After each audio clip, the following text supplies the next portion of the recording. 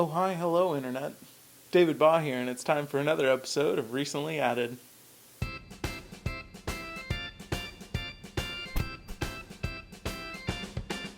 All right, Netflixers, welcome back. If you were watching our last episode, you know that Beasts of No Nation just launched recently.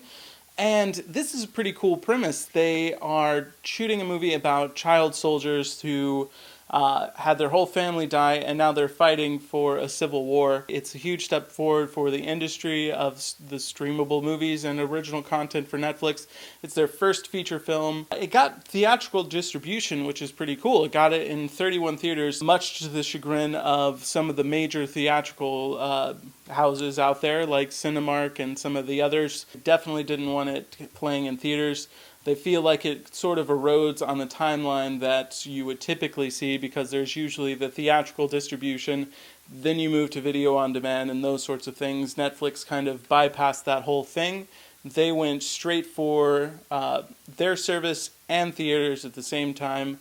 It didn't do super great in the box office, but they are hoping to get some of the Academy Awards coming this year round.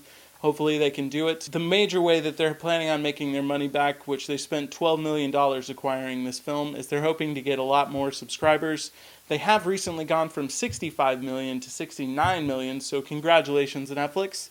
They're hoping to go all the way up to 74 million by the end of the year. They're going to do it by launching in a bunch of new avenues. They did just get some major success going into Japan. They're hoping to repeat that success in Spain, Portugal, and Italy coming up next week. We look forward to having you guys.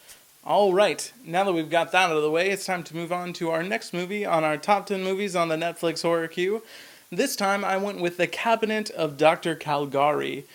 This is an excellent movie. It's the first horror movie, which is why I've chosen it. It's a silent film made in 1920, but super creepy.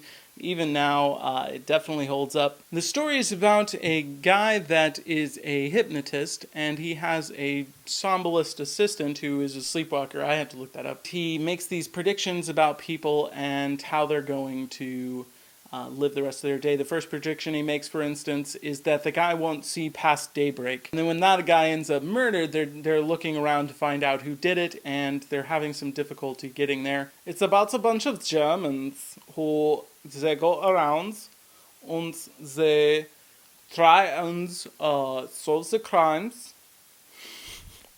In terms of story, I'll absolutely give this the point. They did a really good job of telling a cohesive story. Even then, they weren't making a whole lot of movies. They were still kind of getting into how the things were created and how they were done. But this movie shows a lot of forethought. It absolutely still holds up this long after. In terms of pacing, I'll absolutely give it the point.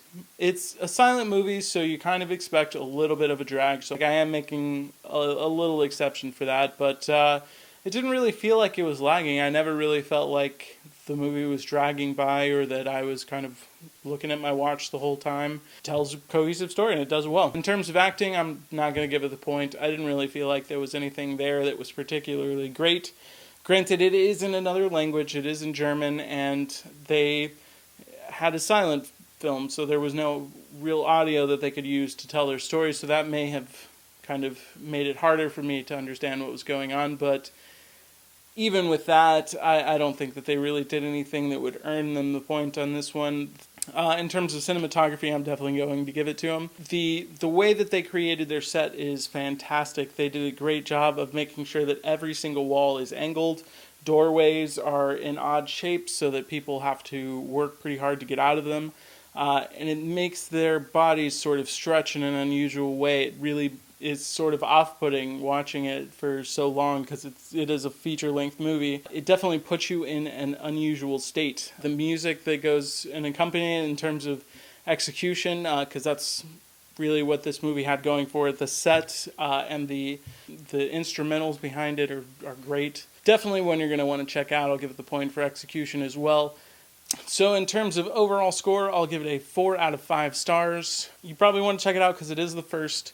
And they do get some points for originality, but, that's all I had for you. It was a pleasure as always, and you guys have a wonderful night.